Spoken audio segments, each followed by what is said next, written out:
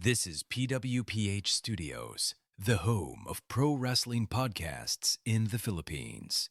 And you are listening to The Main Event Mark. The views, opinions, and takes expressed in this program are solely those of the host and do not necessarily reflect the views, opinions, or positions of PWPH Studios, Pro Wrestling Philippines, or any of their affiliates. All materials, references, and discussions in this episode are intended for general information and commentary purposes only. Please be advised that this episode may contain strong language and content that may not be suitable for younger audiences.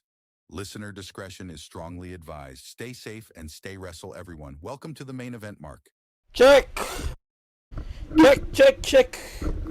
We're good! So you're... God. Welcome to your Unfiltered Tagalog Wrestling Podcast. This has been the Main Event Mark Podcast. This is a podcast by PWPH Studios, the home of Philippine Wrestling Podcasts. So, bago tayo magsimula sa ating palatuntunan, ano ba Ayun nga, mga palatuntunan, ano ba? Putang ina. Ayan, bago tayo magsimula sa ating palatuntunan, gusto ko muna sanang itakel. We have received a major breaking news from Dexcon Wrestling. So, we just received this as we are recording this podcast. It's almost 10 a.m. Philippine time I'm recording this episode. So, medyo shaky yung mic ko. Pasensya na, guys. Pero, we just received a breaking news before we continue. We have some flash reports from Dexcon Wrestling. So, we have some changes related to the Dexcon Wrestling World Championship match. So, the original announced Carlo Cannon versus Jake De Leon. It's no longer happening next month for Dexcon Wrestle Storm. Here's the statement. We would like to announce that the previously scheduled Dexcon World Championship match between Jake De Leon and Carlo Cannon will not push through as planned. The Dexcon World Championship will now be contested in a new championship bout with the replacement match to be announced shortly. Final details putang ina, nakabutal ako. Final details are currently being confirmed and will be revealed through our official channels. Stay tuned for further updates. So, hindi ko na i-reveal yung mga nangyari sa ibang events sa Philippine Wrestling or sa wrestling dito sa Pinas. But we know what's actually going on. Wala pa tayong statement mula kay Carlo Cannon. So, hindi ko muna bibigyan ng masyadong mahabang assumption itong mangyayaring event na Dexcon Wrestle Storm 3 nagaganapin sa Brawl Pit Bulusan this March 14 and 15 sa Brawl Pit Bulusan. So, we also have some bouts there before we continue. They also announced a 3-way. So that should be between Alexis Lee, the CWE Vixens champion, versus Chelsea Marie and Super P. That's a 3-way for the championship. We also have, obviously, the main event, Shinya Aoki versus Fabio Makisig. So that should be a professional wrestling match. Plus, of course, Yoshitatsu versus Jomar. Another dream match, or a grudge match, I would say. Again, that's March 14 and March 15. March 14 is the meet and greet, Hobby Stadium. March 15 is the main show at Brawl Pit Bulusan. For more details, putang ina, visit Dexcon's Facebook official page. So, let's talk about more wrestling here Of course, here in the podcast, this is the Main Event Mark podcast. Again, my name is Angelo Penera. Thank you very much for tuning in on today's episode of the pod. So, medyo nagba-bi-weekly na ako eh. May nare-realize ako, parang nagba-bi-weekly na ako lately ng releases. Hindi naman to coincidentally. Sadyang sinasadya ko siya in a way. Pero parang nawawalan na rin kasi ako sa focus ng releases ng episodes ng podcast. It doesn't mean that I'm not doing the content. It just happens that I really need to release these episodes like bi-weekly para mas maganda siguro yung pasok ng mga episodes like every week, and to make sure din na fresh lagi yung ginagawa kong episode. Pero hindi dapat ganito eh. Hindi dapat ganito eh. Hindi dapat ganito yung nangyayari eh, no? Gusto ko na mag-weekly ulit. Promise, mag-weekly na talaga ako after nitong episode na to. For sure and for sure. So, yeah, let's talk about more wrestling now. Please follow and support the podcast on social media at Main Event Mark PW. Also, please support us here at PWPH at PWPH Select on every social media platforms, Facebook, X, Instagram, TikTok, sa X, sa Threads, putang ina. Kung ano mga social media platform yan, sa Reddit, subreddit natin, /PWPH, sa Patreon, patreon.com/PWPH Select, at sa iba pa mga social media platforms. Here on the mothership, the PWPH Studios, the home of Philippine Wrestling Podcasts, is also available on social media. Limited lang yon sa Instagram, sa Facebook, at PWPH Select.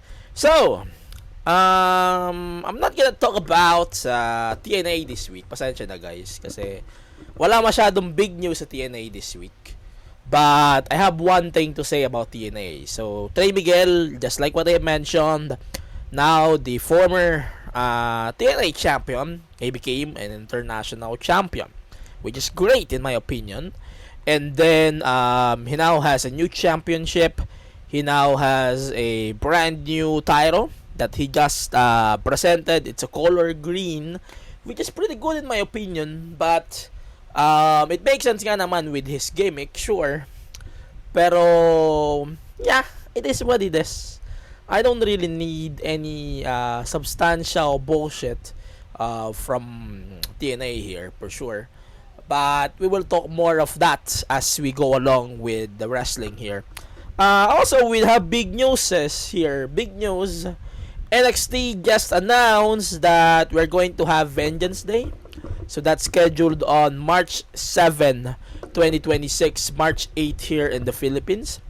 So it will be televised on Peacock in the United States and on Netflix elsewhere, including the Philippines. So we have some bouts that's been announced so far. Joe Hendry versus Ricky Saints for the NXT Championship.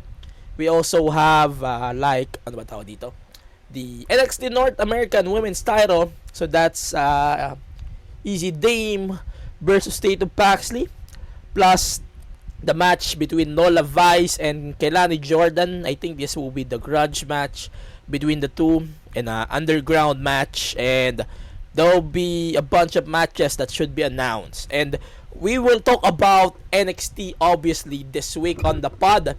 So stay tuned lang kayo sa progress ng ating program this week here on the podcast.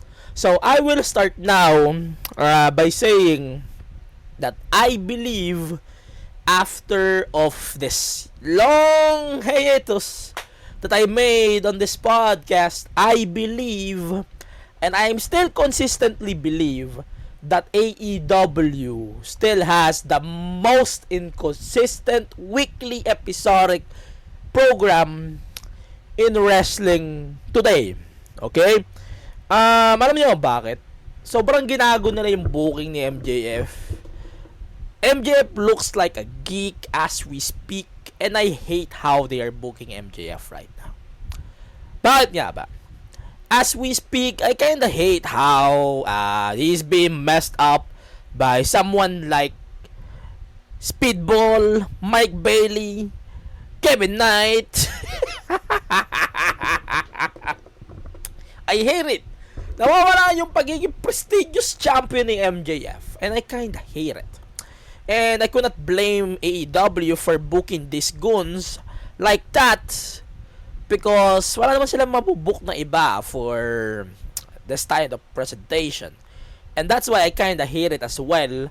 Because wala naman talagang direction si MJF in the long run for sure.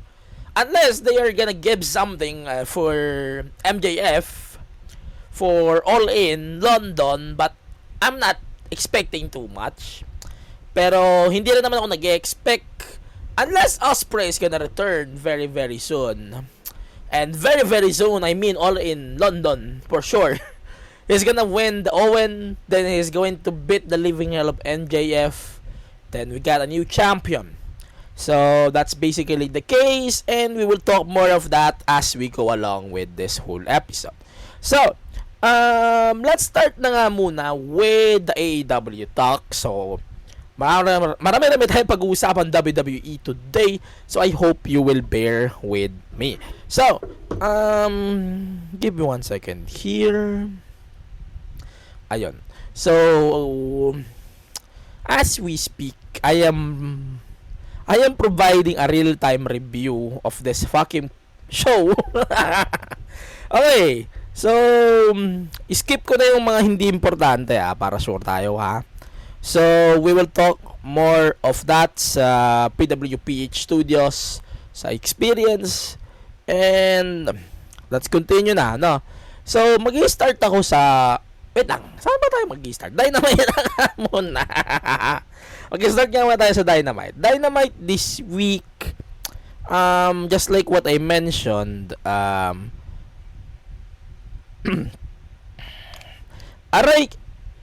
find Dynamite is not that great compared with the previous episodes of the show. I guess, I don't think this is a little bit better. But compared with what we usually talk about here on the podcast, hindi naman ibig sabihin ay tinitake slide ko on Dynamite. Nah. That's not what I am doing here. Usually, that's not what I am doing. But let's talk about Dynamite na, no? So, one that we need to talk about is, of course, let me just review for sure. Give me 1 second. So, we have, of course, Jon Moxley versus El Colon. Medyo lugi yata tayo, El Colon just got a title match. I'm not sure why, for sure. Hindi ko alam bakit they are giving him a title shot. Wala rin tayong masyadong rason why they are giving El Colon a fucking title match. Then, I'm gonna skip the whole thing here, but I think that was fine. I'm not saying it's a good match, but that was a banger for sure. And then we have a promo. We got the recap between Kenny Omega and Swerve Strickland. The match, by the way, was really good. Hindi ko siya na podcast dito sa show, no? But ito lang yung gusto kong segment sa last week's episode of the show sa Dynamite. Kenny Omega versus Swerve Strickland, that was really good. And we are definitely getting another match between Kenny and Swerve, since lahat ng sinabi niya doon sa turn niya, babyface turn, basically binaligtad niya na lahat yan. So, Swerve Strickland was introduced to the ring and was informed that you miss me Sickles, and he figure out kung ano yung feeling on what we have done doon sa match between him and Kenny Omega. So, he just reintroduced himself, he just reintroduced himself as the most dangerous man in AEW. Sure thing. So, we will now move on. So, Brody King and Bandido appeared on the match, on the segment. So, we actually got something with Brody and Bandido. That was a really good match also. And then we have Orange Cassidy, Pockets versus Gabe Kidd. I am still not sure if it's signed with AEW or he is just doing side quests with New Japan, no? But yeah, I'm not gonna tackle that longer. But I think this match was fine. I am not gonna tackle it longer. Orange Cassidy lost the match, obviously. Then we have Renee Paquette, Renee Max the Good, informing Thunder Rosa that she's going to have a match next week in El Paso versus Tekla, the AEW Women's Champion. Sakit ng ngipin ko. Fuck.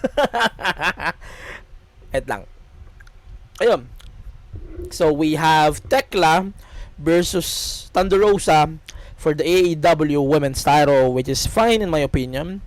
And then Kevin Knight versus Once More. Let's skip. Another match that they skipped. Then let's continue. Tony Khan is in the ring. Tony Schiavone. Ito na nga yung promo between him and Hangman Page. MJF and Hangman Page. I'm so sorry. Let's clarify that for our listeners. We had this match. It was jinxed obviously by the commentary team. Hindi ko pa rin talaga kayang panoorin yung Dynamite in full. I'm so sorry, guys. Kasi naririndi ako every time I hear Excalibur on the mic. He's very terrible in the commentary table, man. I'm so sorry for this Excalibur fanboys here in my podcast listenership. But Excalibur is not a piece of my cup for sure. Hindi siya yung pinakagusto kong commentary sa AEW or commentator sa AEW for sure. That should be Ian Riccaboni leading the charge in AEW, and we can bring him back to PWG. So we have a coin toss for Hangman and MJF. So MJF is, ano ba tawag dito? MJF is trying to do a toss coin for this segment para siguro magkaroon ng idea, open quote and quotes, idea para may chance si Hangman for the stipulation, pero double pace pala yung coin. So that's papers MJF, and we decided to have Jet Speed and then Brody King in the ring just to interrupt this fucking segment. And I hate it, man. I'm so sorry, man. They are killing the mystique na kung anong meron sa MJF. They're killing his momentum and you're killing his credibility as AEW champion. And I am not in the boat to say that it's fine. We are just building more opponents and more opponents for Mr. Friedman. But no.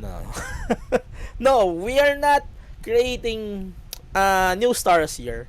We are just destroying the living hell of MJF.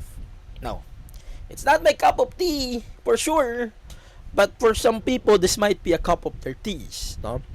And then let's continue now. So blah blah blah blah blah, was segment of the whole, and then Hangman decided that he will choose the stipulation per Tony Khan, and now it's now official. It's now a Texas Deathmatch. So they jinxed it already in the commentary. So let's make it official. Okay, good. So that's the case. And then we have the Babes of Wrath versus Mega Bad with Lena Cross. So I'm just gonna skip this because I am looking forward to either the Eagle Girls, I'm not sure, Jamie Hayter and Alex Windsor, and the inspiration to make sure that they will be able the one who will take the titles for sure. And unfortunately, Penelope Ford again got injured. Sorry to hear about that news. So that might be the case. And then another Brody King versus Mark Davis match. I'm gonna skip this over and over and over again. No. I don't want to hear the fuck ice chants, not because I am not from the States, because I am not a fan of it. I'm so sorry. Hindi ko na kaya seryosohin si Brody King. Let's keep it real, okay? I love Brody King in the ring for sure, but this bullshit reporting from Dave Meltzer and Tony Khan trying to destroy Brody King is kinda ruined me here, man. It's not my cup of tea anymore. No. Hindi ko na kaya seryosohin si Brody. I'm so sorry, guys. If you're a fan of Brody King, I respect your opinion. But for me, no. Not anymore. Di ko kaya seryosohin si Brody. I hope AEW will consider to tone down the politics in wrestling. I know politics is wrestling or wrestling is politics for sure. Did you see WWE running Trump altogether? No. Hindi mangangampanya for Trump ang WWE. UFC, pwede pa. Wala namang pakialam sa UFC. Wala na nga broadcaster ng UFC dito sa Pinas eh. Wala eh. Tinanggal ni Tap. But, yeah. Sabi ko nga, wrestling is political. For sure. But we don't want to see it on the television kasi hindi lahat ng taong nanonood ng AEW or WWE makaka-relate sa context ng politics sa United States. For sure. Yun lang yung gusto kong parating dito. I hate Trump. I'll keep it real. I don't like Trump. I don't like his propositions. But I believe that may lugar ang wrestling sa TV. And especially with Warner Bros. Discovery selling themselves to Netflix. And pending pa din yung approval. Medyo iwasan muna natin ang kalokohan, no? Yun lang gusto ko iparating. Let's continue na. So, we have a title match. So, Brody King versus Swerve Strickland has been made official for AEW Revolution, which is really good, for sure. And then we have Bandido versus Andrade, which is really good as well. In my own opinion, that was a really good match, for sure. And then let's talk about Kyle Fletcher. He is now proposing a match versus Kazuchika Okada. With Kazuchika Okada. And they wanted to team the idea. They wanted to build the idea of Procada or Protokada. And yeah, that would be the case. And then here's the Outlaw Mud Show main event, FTR and the Demand versus the Young Bucks, the Rascals, and Jungle Jack Perry. So I'm gonna skip this all together. That's the main event. Okay, I'll keep it. I'll keep it all together. But I just find this match was okay lang. It is what it is. The match was fine. Yun lang. That's for AEW Dynamite. The whole show was fine. I just don't think that worth siya in my time, in my opinion. So let's continue. We also have NXT this week. Like what you just mentioned, NXT just aired their show last night as we record the podcast here. And yeah, I kinda like the NXT this week, no? Ang daming ganap. Feeling ko mas PLE pa to kaysa dun sa mangyayaring PLE sa March. It's kinda funny because they are going to have Vengeance Day on March. Then later that month, we're going to have NXT Roadblock. Okay lang. Siguro para lang din masapawan yung momentum papuntang NXT Stand and Deliver. Speaking of that, hallelujah! Nadali ko na naman ang mic ko. Hallelujah! Wala na sa WrestleMania week ang Stand and Deliver, which is a great news from yours truly, because they just announced April 4 is now the day of Stand and Deliver. It will take place sa Enterprise Center. Hindi pala. It will take place at the factory in St. Louis. Ang sa Enterprise Center ay itong SmackDown the day before. But hindi pa nila nilagay sa Enterprise Center to, no? In my opinion, mas maganda siguro kung ginawa din nilang big show to, para maganda talaga yung magiging optics when it comes to the presentation of the show. So going back, continue tayo with the weekly NXT. I think NXT was really good in my opinion, right? I think that was really good in my good opinion. So we have some really good matches. I'll start with the NXT Tag Team titles. So Dark State versus the Vanity Project. The Vanity Project, it starts to grow on me sa Evolve. Ang problema nga lang, very inconsistent on WWE sa pagre-release ng Evolve. Inuuna kasi nila yung mga viewers nila sa States. Sa 2B, like the fuck, wala tayong access sa 2B, guys. Unahin nyo yung mga international viewers nyo, or just put it on YouTube, everything, man. If I were WWE, I'm just gonna put it on YouTube all together. Wala man tayong magagawa, because they have business partnerships with NXT. So this was a really good match, if you ask me. And then Tony D'Angelo saved the day somehow, and they are now the NXT Tag Team Champions. That's what I'm trying to say. That was a really good match, and thanks to Tony D. Tony D actually gave them a benefit of the doubt, pero yeah, basically they destroyed the momentum of this stable, Dark State. Then I cannot wait to see more of the Vanity Project. I am looking forward then kung paano sila masasama sa mix, especially with we have a lot of credible tag teams in NXT, and I hope we can see more of them, especially sa NXT main roster. We also have Sean Legacy versus Keanu Carver. Sobrang impressive ng dalawan to. Si Carver is now the new Obafemi, very aggressive in my opinion. That is very impressive. He is now taking the Obafemi spot, and he might become the NXT champion in the near future. Then Sean Legacy babyface, as usual, he might be a champion in the long run for sure. I cannot wait to see more of him. Then we also have new champion in the Speed Division. So let's start with Jasper Troy, Elio LeFleur, I'm not sure if I mentioned it right, and Eli Knight. So it's a 7-minute match for the NXT Speed Championship for the men's, and that was a really good match. If you ask me, 7 minutes of this match was really amazing, if you ask me. And if you ask me something about this, parang sobrang over na rin kasi ni LeFleur. But yeah, I cannot wait to see more of him, especially sa main roster.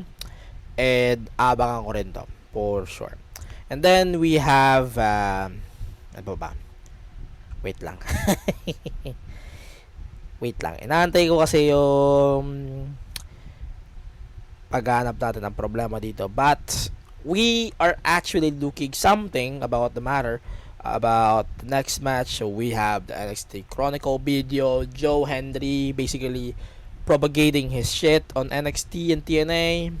Then yeah, so parang it's a very nice way then to see Joe Hendry's rise in the business, especially in TNA, and we cannot wait to see more of him in the long run. And then we have Sol Ruka versus JC Jane, the best champion in the biz right now, and at least in WWE.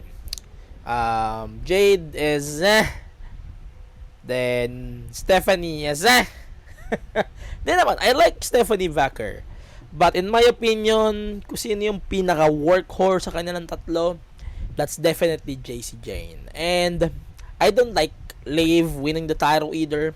since we might talk about that here on the pod in a bit.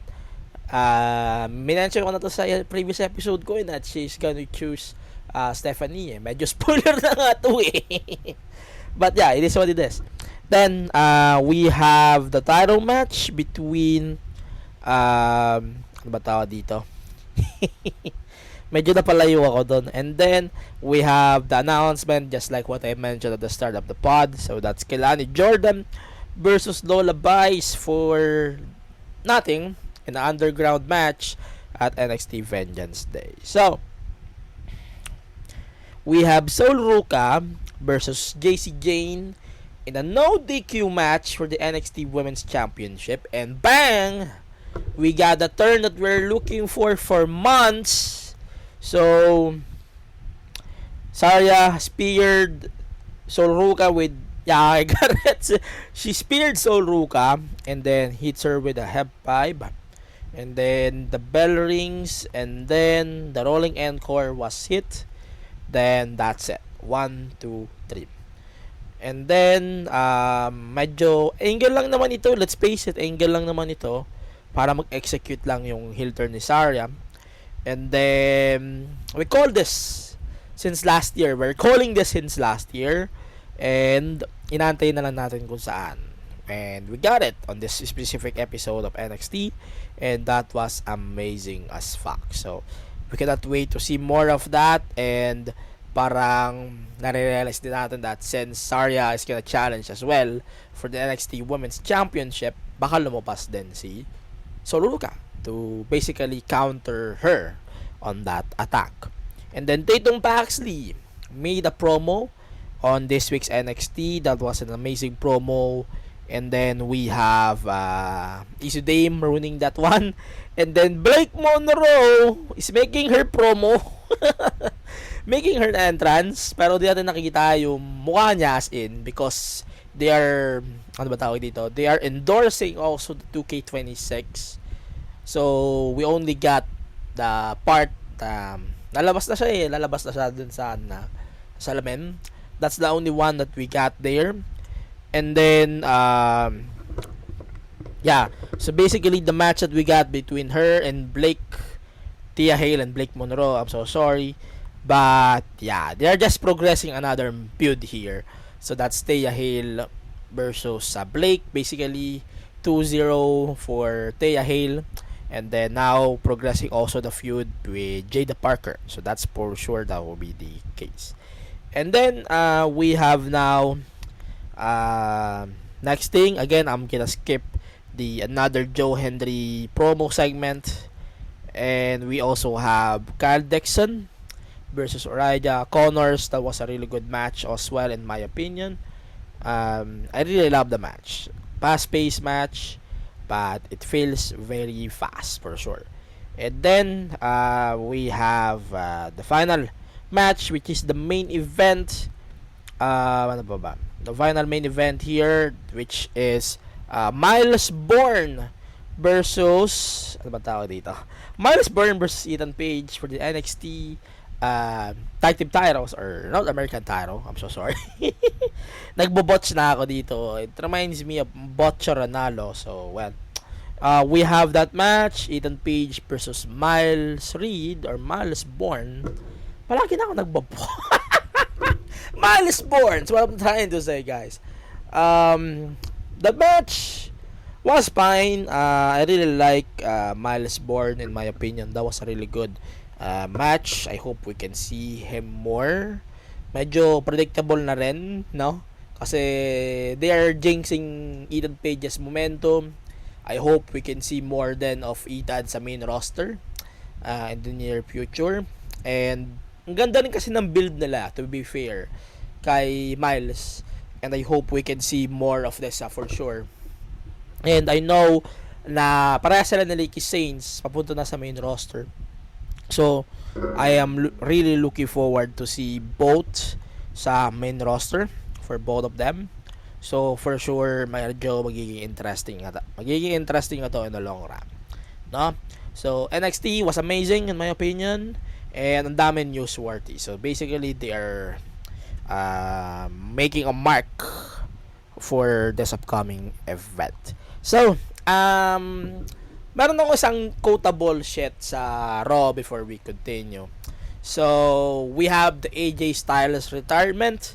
Yun na lang muna itatakal ko. Hindi ko na itatakal ang SmackDown this week because that was dog shit, let's face it. So, AJ Styles finally retiring, and the best would say thank you, AJ Styles. You really deserves that praise, the bestness, and wala na ka nang dapat patunayan. Kagaya ng sinasabi ko sa ibang podcast at sa experience na rin. AJ Styles, nothing to prove. He is already winning in life for sure, and we cannot wait to see more of AJ Styles in the long run as a producer, as a trainer, as one of the guys who will build the future of this business, as he mentioned on one of the podcasts, like the Talk and Chop podcast. I think this is for, yeah, I got it. I'm not sure if I got it right, but yeah, that was the case. And then we are really looking forward to see more of AJ Styles in WWE. Maybe a new GM role for AJ, I would say. Alright? Then, yeah, again, as hindi naman ako biggest fan of AJ Styles, but I'm started watching him in TNA, and ayun, nag-grow na siya sa akin in the long run. I really love him as well. And yun, maraming salamat AJ Styles, and it's been a pleasure to watch you in the ring, in the business. Yan. So, Elimination Chamber is coming this Sunday at 8 a.m. Philippine time. So, it will be available on ESPN Unlimited, on Netflix as well in the Philippines and some regions, and the WWE Network sa mga wala pang WWE on Netflix. ESPN is on the States. Para lang maklaro natin ha. ESPN Unlimited in the States, Netflix elsewhere except some countries like Italy. In the Philippines, of course, it's on Netflix as well. So, let's do the predictions for this year's Elimination Chamber. So, magkakaalaman na tayo kung sino sa tingin ko yung gusto kong ipasok sa Elimination Chamber. Again, this is the first time that they're going to have an event sa United Center since 1994 SummerSlam, and naging wrestling venue ulit siya thanks to AEW, dahil naging venue yan for CM Punk return and some of his major matches in AEW. So, let's talk about Elimination Chamber that we now have here, okay? So, Elimination Chamber, medyo bagal mag-loading ng feed ko. Teka lang. Ayun. So, Elimination Chamber, let's do the predictions. So, number 1, hindi lang ako sure kung magdadagdag pa sila dito, no? So, umpisahan nga muna natin sa sino yung nasa crate, okay? So, we have a crate on February 16th episode of WWE Raw. General Manager Adam Pearce noticed a crate engraved with a message delivered to WWE. Do not open until the 28th of February 2026. Adam Pearce sent the crate to SmackDown, and he sent it back to Raw.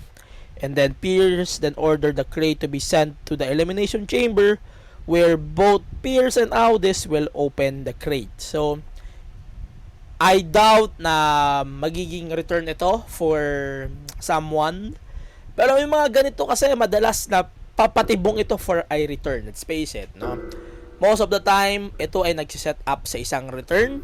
And it's definitely not The Undertaker because we just saw him on Raw na hindi ko nagagawa ng review, but AJ Styles definitely deserves to be in the Hall of Fame, by the way. And yeah, like what I just mentioned, maraming salamat AJ Styles. Coming back, sino yung nasa crate? It's definitely not Chris Jericho for sure, kasi per Fightful pinatungan ni Tony Khan yung kontrata ni Chris Jericho, so it's definitely not Chris Jericho. Hindi rin ako sure if it's Danhausen based on the rumors that we are receiving right now in the biz, but it's not definitely someone na mambubulabog as in sa Elimination Chamber. Or baka malay nyo, this is just a plot twist for WWE 2K26 given na they are really promoting 2K26 the pre-launch later next month, no? So, ayun, yan ang iniisip ko. It's either a return or a debut or as well just a promotional tactic for WWE 2K26. So, yun ang iniisip ko. And I hope sana di tayo madismaya. I'm not expecting that match, whoever fucker that was. Pero if it's something that we might never expect before, I'm going to pop. But hindi nyo may expect na, wow, it's the greatest thing I ever seen! No. I'm not gonna do that. Okay, so let's continue now with the major matches. So, CM Punk defends the he defends the World Heavyweight Championship against Finn Balor. Ito medyo predictable na to sa akin, let's face it, because we just got the match between CM Punk and Roman Reigns made official for WrestleMania. I'm just gonna give a prediction that is going to be a fun banger match between Punk and Finn Balor, just like what we got in Belfast. I really love that match in Belfast. I'm just really hoping na gumanda sana yung momentum ni Finn and dito na rin sana mag-umpisa yung build papunta sa Finn Balor versus Dominic Mysterio. If that will be the case, then that's a really good sign for a proper build for the Judgment Day split or a inevitable removal of Finn Balor from the Judgment Days. That will be the case. So, I'm going to predict CM Punk to win the match at the Elimination Chamber. Then, we also have AJ Lee challenging Becky Lynch for the Intercontinental title for the women. So, ito, in my opinion, hindi ko na kailangan to kwentuhan. AJ Styles or AJ Lee did not earn a shot.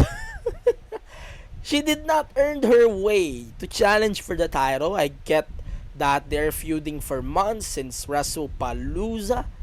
But AJ Styles or AJ Lee did not earn anything to challenge for the title other than beating Becky twice sa WrestlePalooza and War Games.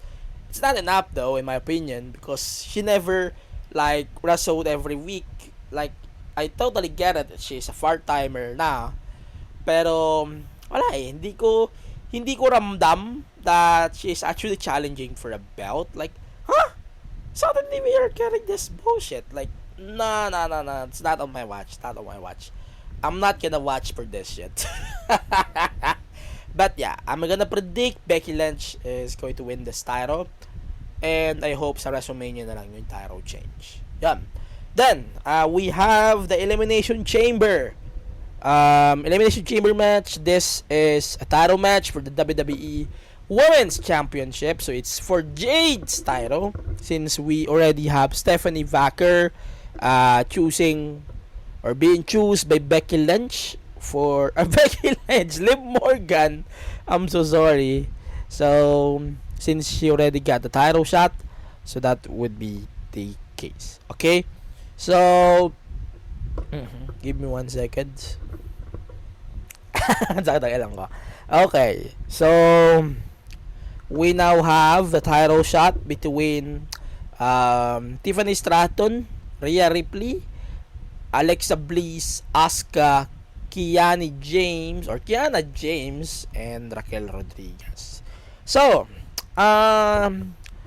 obviously, Tiffany is not gonna win this match because she got beaten by Jade before. Alexa Bliss is definitely not gonna win for sure. Asuka might be distracted by Kairi Sane, so she's definitely not gonna win the Elimination Chamber. Kiana James, I am looking forward for her for sure, but she's not gonna win the Elimination Chamber. So we come down to two women that I don't think should win, but realistically might win the chamber. So Raquel Rodriguez, I think she deserves the title for sure. Pero it's Jade. So we have to find someone na credible in my opinion. So I'm gonna remove Raquel from the occasion or the equation so that will last Rhea Ripley. So Rhea Ripley is going to win in my opinion. And the final match that we have here, so it's Randy Orton versus LA Knight versus Cody Rhodes versus Javon Evans versus Trick Williams versus Yitman, Jey Uso. Again, this is for the undisputed WWE title match at WrestleMania. Fuck. This is really hard. So Randy Orton's definitely not gonna win for sure. LA Knight is not gonna win either. Javon Evans is for the spot, so he's not gonna win either. Trick Williams maybe gonna win, but nope, in my book, no. Jey Uso definitely not gonna win, so I'll keep the spot to Cody Rhodes to win the Elimination Chamber. And why? Because it's obvious. Formalities na lang ito. We wanted to see Cody versus Drew at WrestleMania, but we really need also to see Jacob Fatu in the match. If Randy Orton wins the match itself, that will be fantastic. But I am really looking forward to see Cody and also Jacob Fatu eventually joining the picture. So I know if Randy Orton's gonna win, it would make sense. We might have a new picture in the feuds. But I am really hoping to see Randy winning. But it's realistically gonna go to Cody Rhodes. So that should be the predictions for WWE Elimination Chamber. I'll leave this out to you guys. What is your predictions for this year's Elimination Chamber? Again, catch WWE Elimination Chamber on Sunday, March 1, 2026 on Netflix in the Philippines, ESPN Unlimited in the United States, and on WWE in some countries that doesn't have the Netflix deal as we speak. So, with that said, this had been the official episode of the main event mark. We don't have any other plugs other than DexCon WrestleStorm. It's going to happen March 15. The main show, March 14 is the meet and greet. FPW Astig 4 versus Kushida for the FPW title. We should look forward for that as well. And many more here on PWPH Studios as we cover PWPH Awards later this month. And also with WrestleMania coming up, we are going to have a big episode later next month. So with that said, thank you very much for listening on this podcast. Play the outro. Stay safe and stay wrestle. See you on the next episode.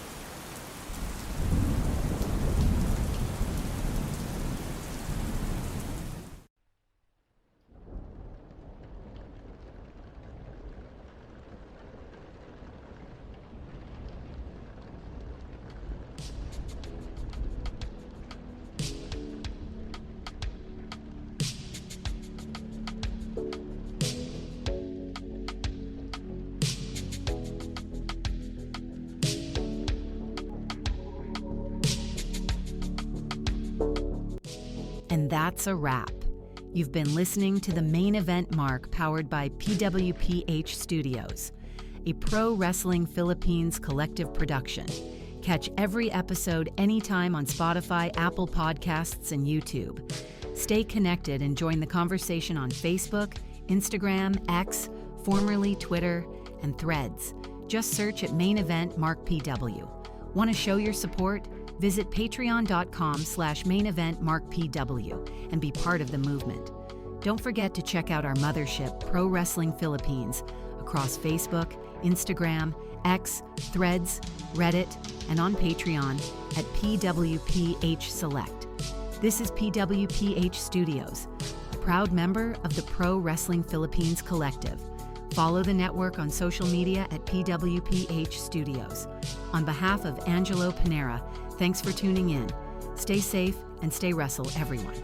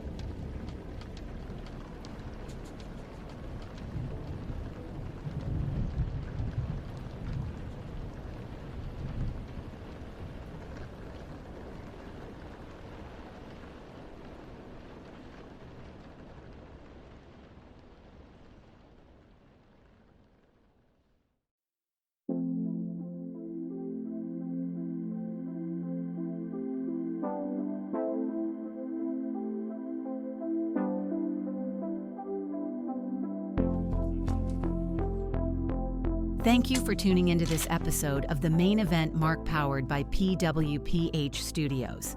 The views and opinions expressed during this episode are those of the hosts and guests and do not necessarily reflect the official policy or position of PWPH Studios, Pro Wrestling Philippines, and its affiliates.